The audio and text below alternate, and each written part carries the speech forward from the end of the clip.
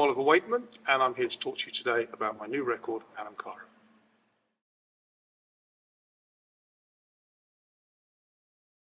When I write a piece of music, I generally write a piece of music and it develops.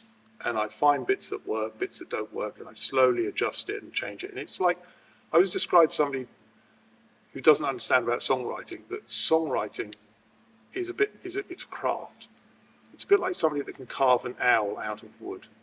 You can get a piece of wood. I could get a piece of wood now, and I will point out that I'm rubbish at 3D stuff. I could get a piece of wood and I could hack at it and make something that looked a little bit like an owl.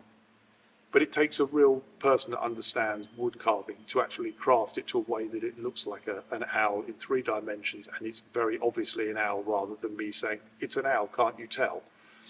And with music, most of my music is crafted like that. You create something, you just iteratively improve it, make little sections better until the whole thing works along. Instead of My Fear was not that. Instead of My Fear was one of the few pieces of music that I've had to rewrite 18 times. I have 18 versions of it where I literally could not get the right feel for it. I could not get the right story, and I could not get the right feel. And it was basically, I was writing this song about somebody being left, and they were just being a bit angry, and they were fearing for being on their own. And I kept rewriting it, then I found another song that had similar chords to it. I thought, well, maybe I can mash the two together, maybe I can do this.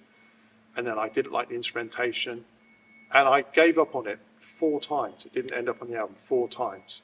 But I got everybody to play on it anyway. I went, oh, just play on it, because we might use it as a B-side or something. And then I eventually got to the point where I couldn't work out whether it was any good anymore. And then I thought, something's not right here. So I thought, what do I always say? My son is learning is a piano player, and he's learning to write songs. And he says to me, how do you know if a song's any good? I said, you can just take it back to a piano or an acoustic guitar and sing it. If you can get it back to that point and it sounds interesting, you've got something.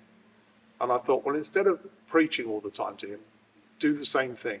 So I turned off all my keyboards, studio, put everything away, and just went and sat on the stairs with an acoustic guitar and thought, right, what bits do I like from the song? What bits of the story do I like?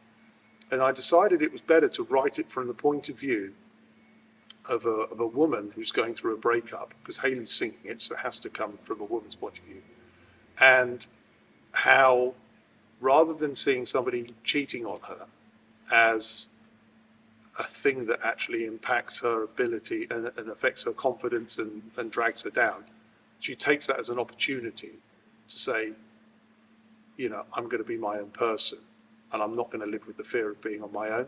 So I wrote the story from that point of view, from a person that was finding inner strength. So it's a piece of music about finding that inner strength when something happens around you that affects you.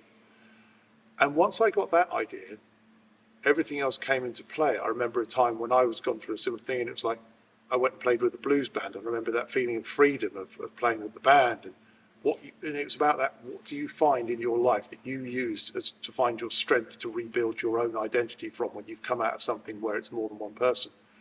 And so then I restructured the song, and I remembered about this blues bit. So at the end of the song, I put it's like everybody's gone to a bar and it's all good fun, and you're finding your own identity again. And so that's where the song came from. And somebody else that had heard the record in advance said that they played it to a friend of theirs and said, God, that girl knows what she's talking about. And she had to tell me and say, well, actually, it's written by a bloke.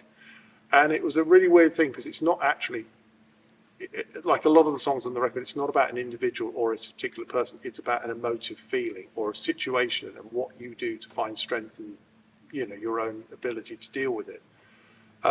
It just happens that it needed to be female for Hayley. But that's the idea behind Instead of My Fear.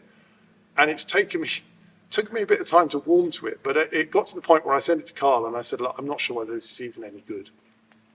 And I said, can you just mix it up, because it's going to be a B-side or something.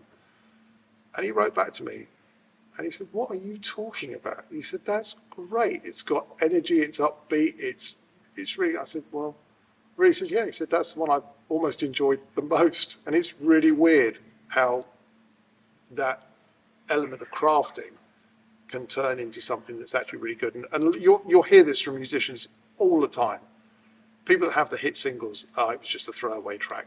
All right now, well, we wrote it in the back of the truck because we weren't sure what to do. We were all a bit hacked off to get a rubbish gig.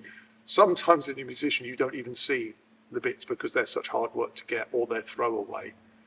And I think Instead of My Fear is a bit like that for me. So I sort of have a bit of a warming respect for that track, that because it's come on such a journey with me. I think it's, yeah, I do like it now. I actually put it on the other day deliberately, rather than that period of time when I was writing it, which was like, right, I've got to keep going with this one, I've got to keep going with it. But yeah, it was fun because it took me back to that lesson that I always tell my son, which is go back to the basics. Acoustic guitar, piano, melody. If it works from that, you've got something to build on. Don't try and build on something that isn't right at its foundation.